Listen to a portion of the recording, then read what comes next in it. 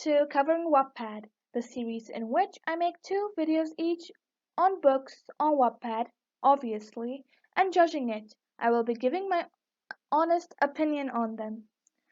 Today, I'll be covering Forbidden by Black Beauty. The link to the book will be in the description and the pinned comment below. Now, let's go on with the video. Forbidden by Black Beauty. Let me comment on your book cover first. The cover is stunning. It is simple but beautiful. It gives a magical aura to the book and looks professionally designed. I know that we should not be judging a book by its cover, but a cover should be able to interest the readers, which this cover does a good job of. Now, let's move on to the description. 19th November 1969. The day it all started. The appearances, the notes, the meetings, and the connection. Jessica Blackburn's life had always been nothing but perfect. She has everything one can ask for: good grades, loving parents, and an amazing circle of friends. So Jessica Blackburn is the protagonist of the story, as far as I know, and she has a perfect life, which I don't think that can be possible. Even in a normal life, you can't have a perfect life. Like, you might have a happy life, but you'll still go through problems. But I guess it's a story. I should not be taking it that seriously. Now let's continue. Life may be perfect for her, but there's always a chance it could get worse. That is so true. And if your life is already bad, it can get worse, even worse. Or when it's bad, it can get better. Or when it's good, it can get even more better. You get the point. I should not be going off topic right now. Okay, let's go back to the topic. When her 21st birthday comes rolling in, she is soon faced by a series of events, sad and unfortunate. Everything is bound to go wrong the day she accidentally finds her long lost foster grandmother. Sorry about that. She soon finds herself locked in a castle with the people she loves. Holy shit! It has the fantasy vibe as well. Now let's go on. Her life takes a drastic turn when she decides to unravel the darkest and dirtiest places of the Forbidden Castle brick by brick. Set in the scheduled town of Anselwood, sorry if I pronounced it wrong, the book revolves around the life of an aspirant girl who, while trying to fit the pieces of the puzzles together, is soon falling out of the puzzle herself. Do not come for what you see, for appearances are often deadly and deceiving. Let me comment on the description now. The description, just like the book cover, interests and captures the reader's attention. It is well written, it's interesting, and it gives you like what happened, what will happen, and what is happening kind of vibes, which not a lot of like the story gives. Like a lot of stories on Wattpad, like this happened, that happened, now what will happen, and that what will happen is spoiled in the title itself. So it's a really nice description with a nice book cover, which makes me excited to read this book. Even after I stop covering it, I will be reading it on my own. So now let's continue. I will I will be skipping the introduction and the description as I think that it will repeat the same thing given here.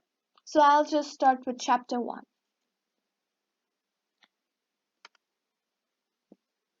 Forbidden Beauty.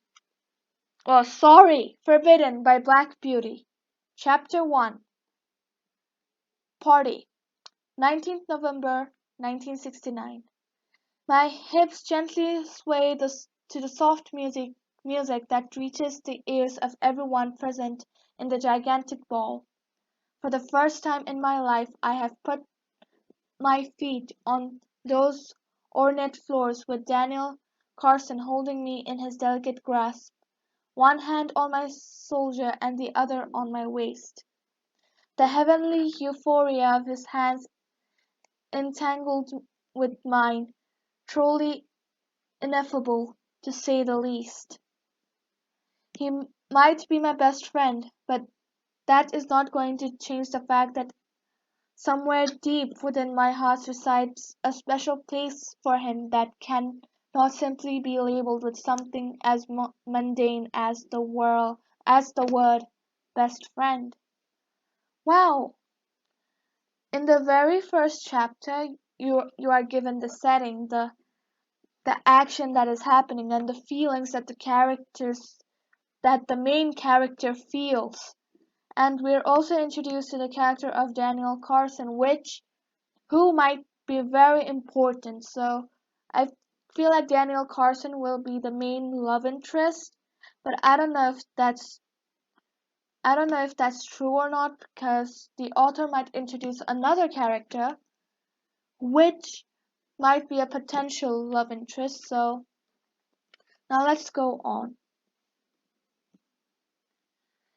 With my hand conveniently placed on his back, I can't help but feel the soft warmth hit my body. We are so close to each other that I'm already bent down daydreaming about how good his soft, plump lips will make me feel. If only I could lean closer and connect my own lips with his. This is so cute, like falling in love with your best friend. Like, you have created a cute dynamic between the characters, which I, which I'm enjoying a lot so far. And I, but there's a lot of stories in which two people of opposite sex who are friends but later fall in love with each other, which is kind of overused, but in this context, I feel like it will work.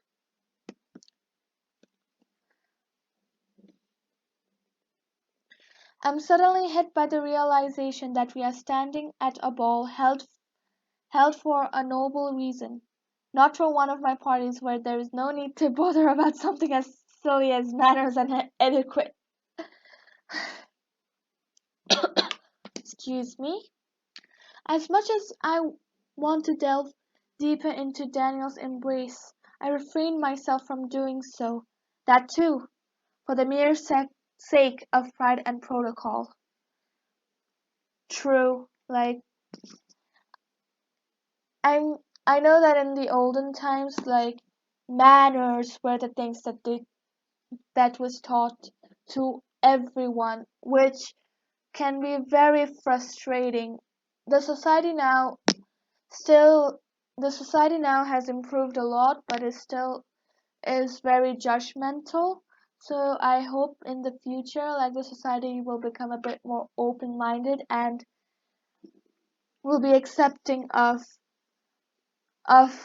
behavior that is not considered like ladylike or gentlemanlike.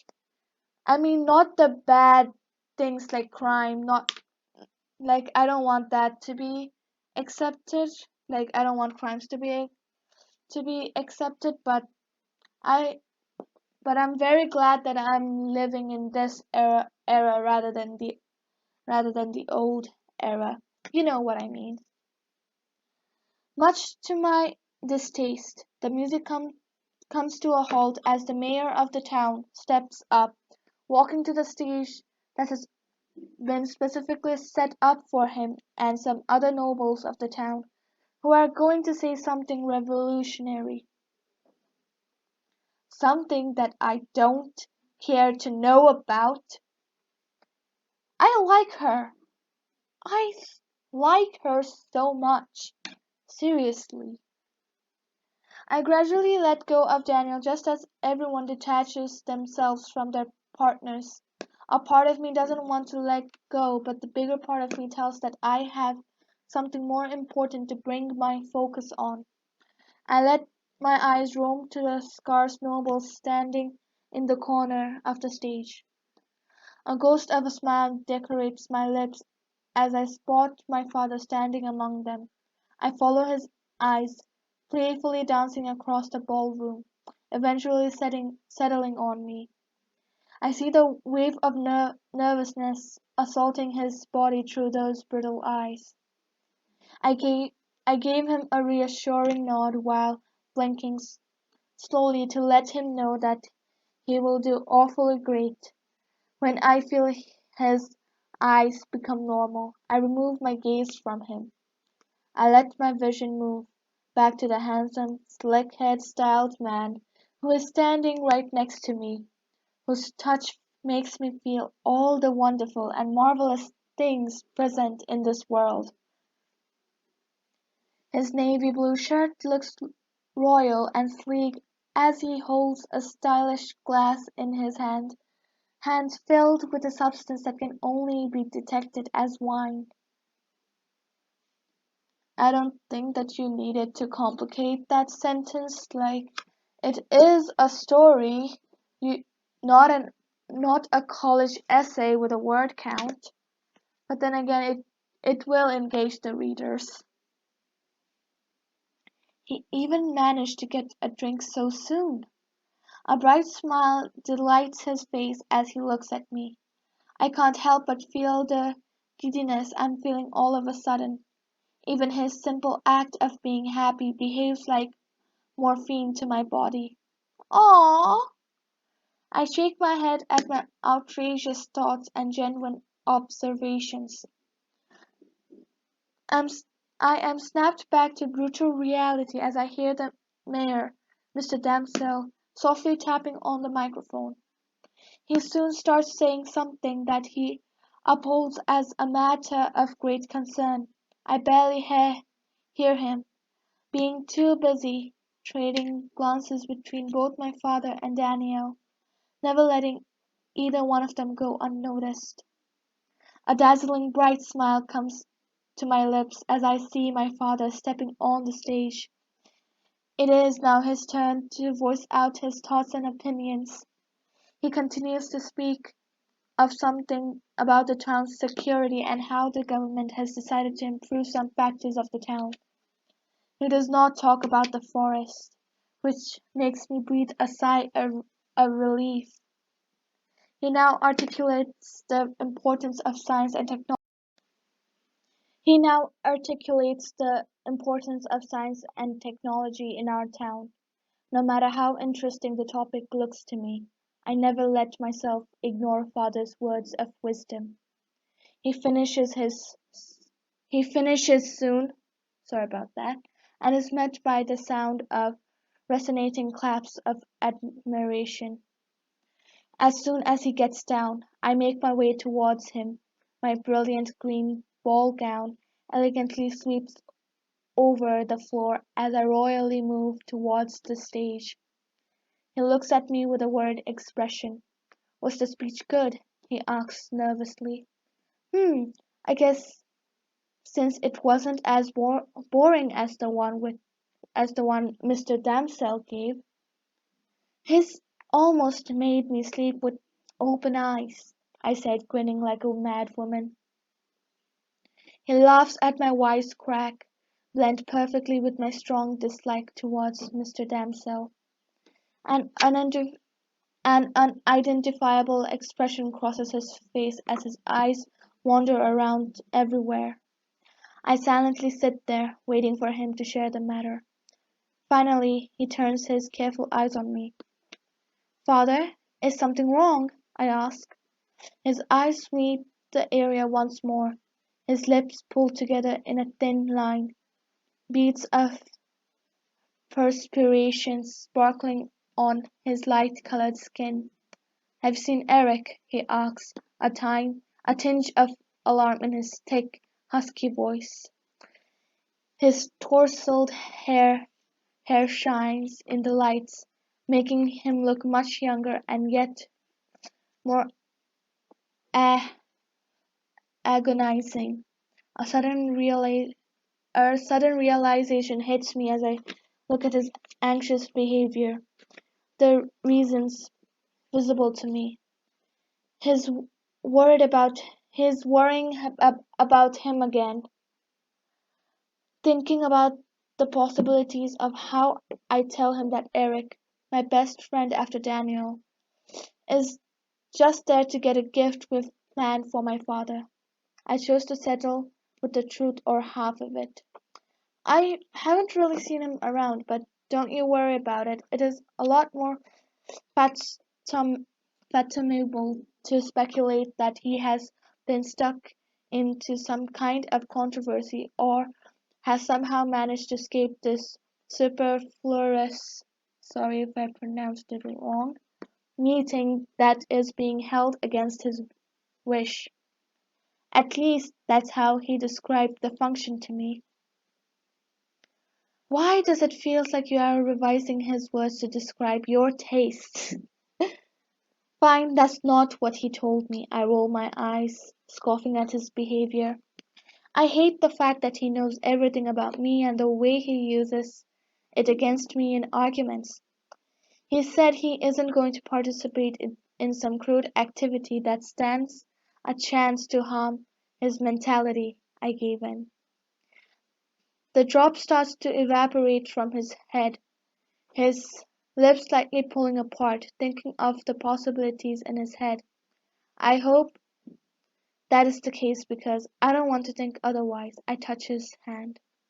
Father, Eric is completely fine. Believe me, nothing could possibly hurt that mad boy. He gleams at me, his hands brushing away the few strands of hair, annoying my eye behind my ear. Did I ever tell you that you oddly look beautiful? You look oddly beautiful today. You look like the forest in the green dress of yours. I shake my head in disapproval, patting his hands away. You don't have the right to call me unusual or anything insulting, even when I'm being bizarre. It's against your values, fathers. Have some consideration before comparing me to leaves and mud. Laughter is the greeting I get for my efforts. Good work, Jessica. At this rate you can be the official minister of the place, selling cheap apple tarts to your citizens at a high price, just like poor old Mr. Damsel.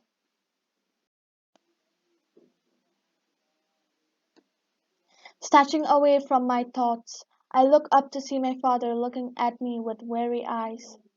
Jessica, I think you should give more time to Eric. Get to know him better. He's a good man, probably the best out there.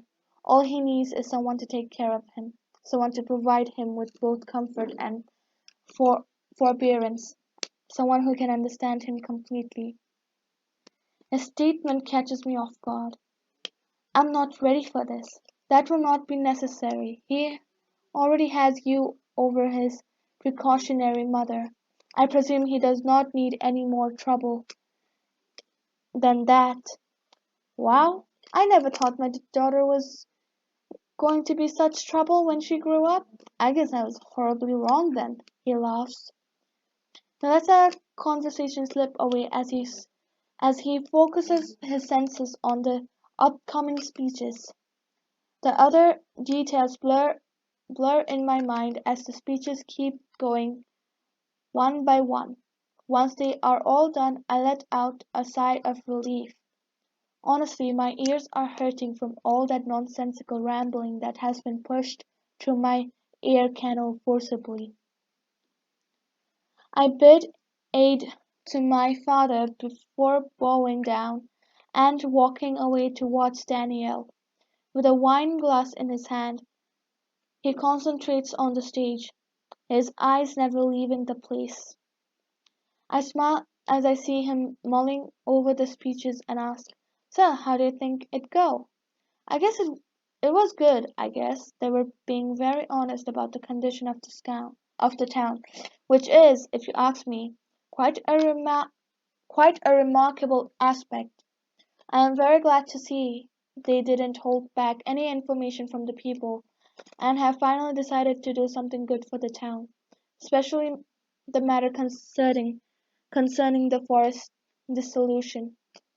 His voice is so rich and noble that I believe he'll one day follow his father's footsteps, but even then, something ticks me off about his chivalrous remarks. I wonder why everyone is bothered by the forest. It's a beautiful thing if you ask me. Then why clear it? I asked, trying to be as gentle as possible. Daniel looks at me with ease, the smile still on his face, though it didn't quite reach his eyes like before. Maybe because it divides our town from a possible new world out there. We can't leave the town unless the thing is incinerated and dissolved from existence. We can't risk our people by sending them inside, since the forest is too deep, and we don't want anyone to get lost in the green masses. I stare at him, completely stupefied, as I hear his calm, eerie voice. I open my mouth, but close it again, stopped short by those intense observations. I draw in a I draw in a breath, my eyes glaring daggers at him, or at least try to. That is, it's still not a enough reason. You think there's a world outside. You keep hoping for it to be there, but you forget the consequences of your thinking. You forget what might happen if you discover that there is no other place. That is the world. You'll be disappointed and maybe even disheartened for you destroyed something important for something that was a mere illusion of your imagination. I gasp as I'm pulled short of breath, but I think it was worth it. I needed to get my point across, and I did, Daniel or not. My thoughts aren't confined or restricted, and will possibly never be. I think it's a good thing that the protagonist is expressing her opinions. Like, she even disagrees with the love of her life, probably, but that is a likable trait to have. Because I think Daniel is not the one that I'll be rooting for. I think there'll be a love triangle between Daniel, Eric, and Jessica. I think I'll be rooting more for Eric more than Daniel. But then again, Eric hasn't been introduced properly yet, so let's continue. Daniel's face contorts in anger, his smile long gone as a tint of red covers his cheeks. He looks at me, his eyebrows pulled together, his lips drawn in a thin line, his breath uncertain, his fists clenching and unclenching. Well, I strongly believe that there is a world out there. So do other people in town. All we need is to discover it, and that won't be likely to happen unless we take action. I really hope you come to terms with the decision, Jessica. It will be nice for you to not be a rebel for just once. He walks away, his jaw clenched, not even glancing at me for once. For once, sorry about that. He is a jerk. My hands find their way to my forehead as I let out a string of words unknown to mankind. It's all my fault. Everything was going so well, but I had to go out and open my dumb mouth. I look away from Daniel's figure, unable to hold myself any longer. I can't stay here. I need air. Running towards the large door, I see the butler holding the door wide as open. As he meets my eyes, he lets go of the door.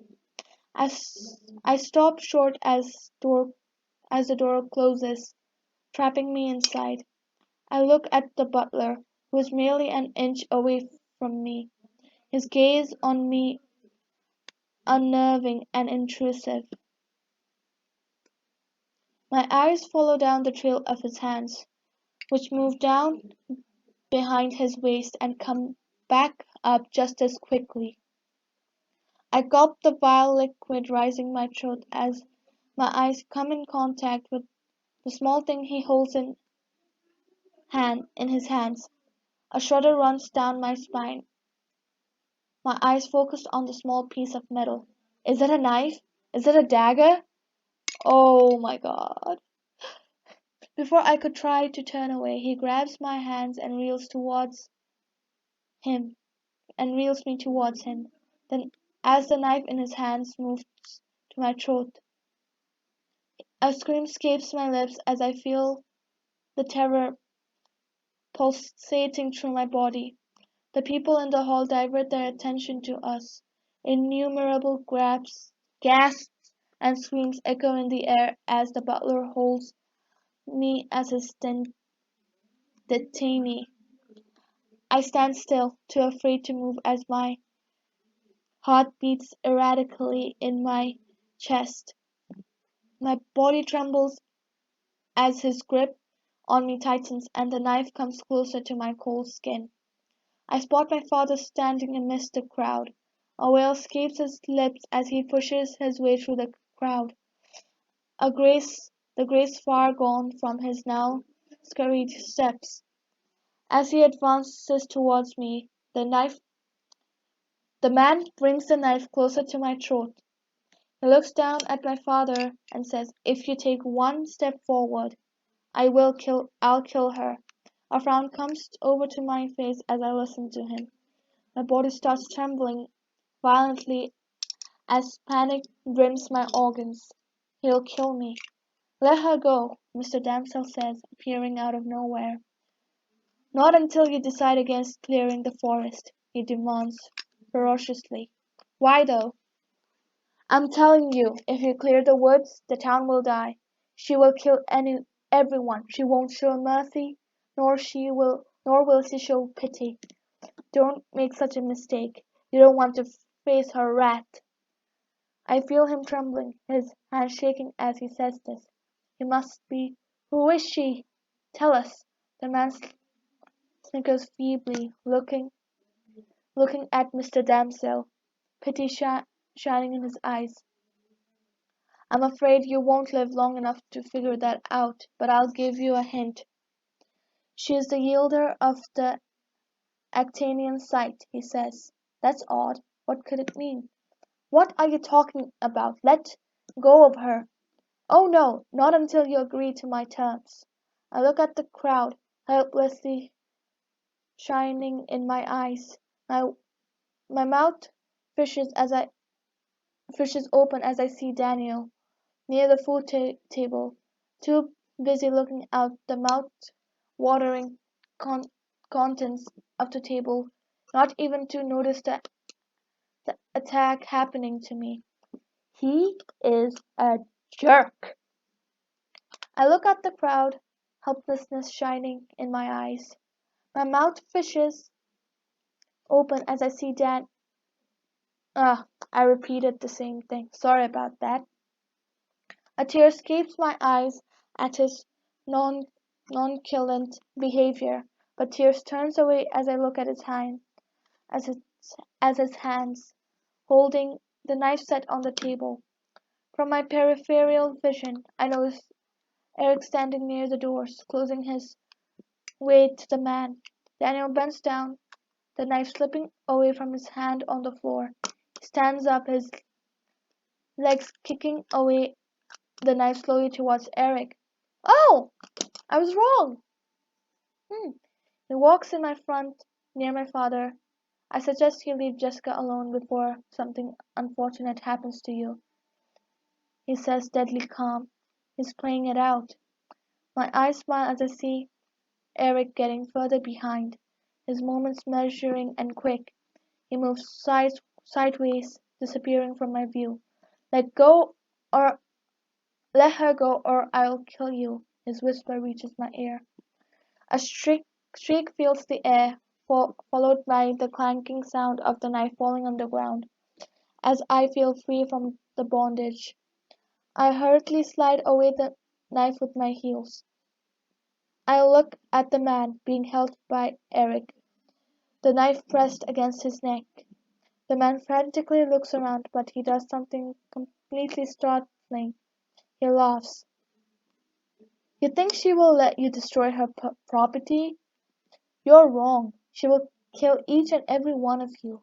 She will keep killing until your body has not a drop of blood left. You will pay for what you've done. He crackles as he tilts his neck, cutting it from the blade of the knife. Holy shit, that's brutal! Blood splatters on the floor as Eric lets go of the knife.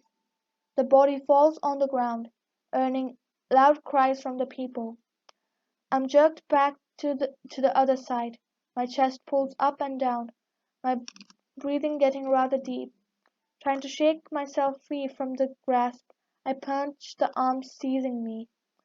A loud familiar groan sounds next to my ears. I look back to see Daniel, his limbs acting as my embrace. I look at him, my wide eyes. He pats my shoulder lightly and takes me away.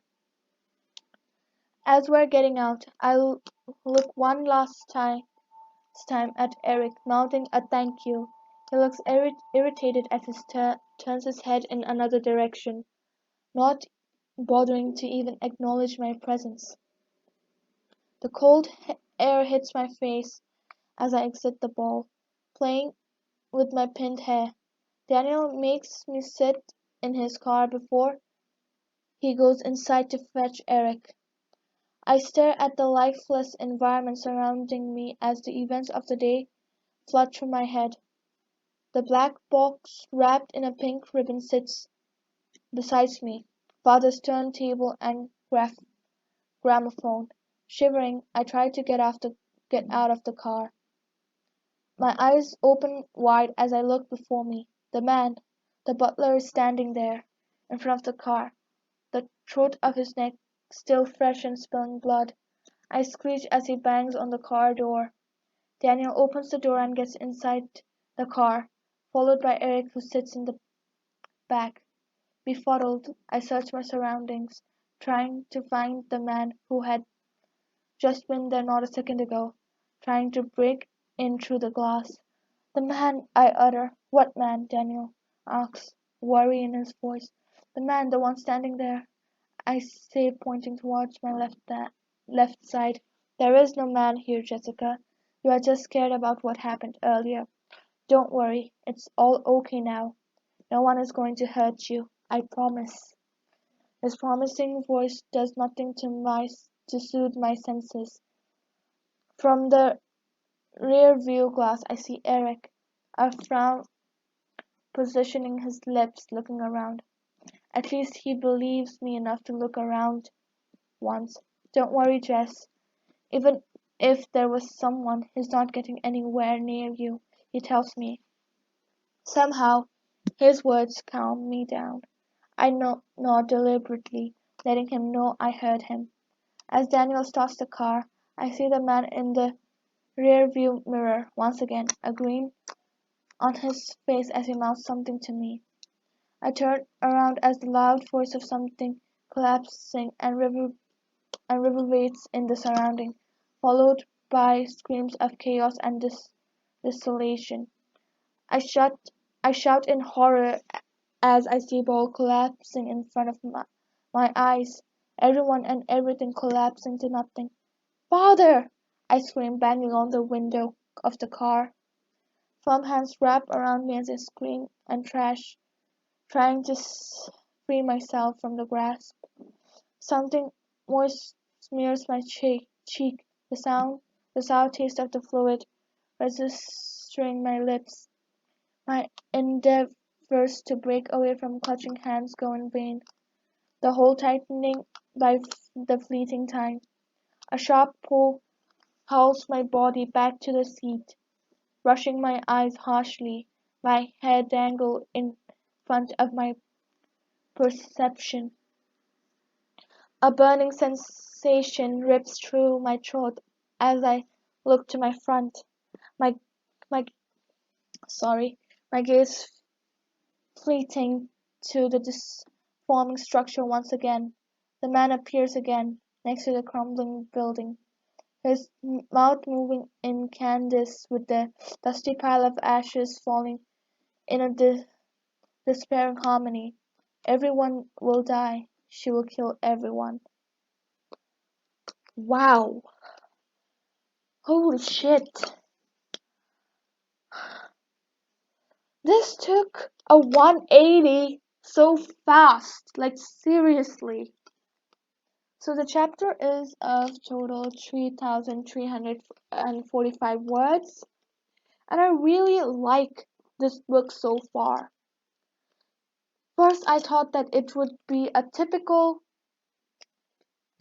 story of a girl in the forest, but it took a 180 like so fast, like I didn't even see it coming.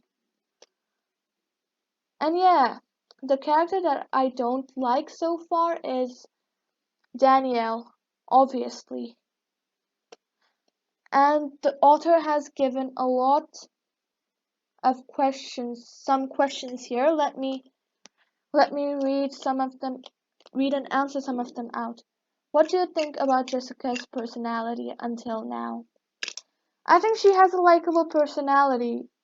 You know, Jessica seems to be a fun-loving character, a happy-go-lucky kind, whose life was turned like 180. And what about Daniel and Eric? Which one do you like more? I don't like Daniel. Really, I don't like him at all. I like Eric so far, but then again, I haven't seen much of him, so I really can't judge. Is there a character that caught your attention? Do you think this character will play an important role in the later chapter? If yes, then why? The butler guy. I think he was talking about a witch. Jessica is seeing the man when no one is seeing him. Is there something wrong with her? I think she is the woman that the man is talking about. The building collapsed. What are your thoughts about it? That came out of nowhere. Seriously. What will now Jessica do without her father to protect her? I think she will step her green game up. Like, she will learn self-defense and all. Seeing that she is the main protagonist here. I would like it if like she isn't like a total like Mary Sue kind of badass, but also not a total damsel in distress. Who is the she? Obviously, I think it's Jessica. It's either Jessica or her mother, maybe. So this will be the end of my video. The video has been way too long. Like, I think it's over 30 minutes. So what do you think of the story so far? Let me know in the comments down below. Do check the book out on Wattpad. The link to the book will be in the description and the pinned comment below. Do follow me on Twitter and Instagram.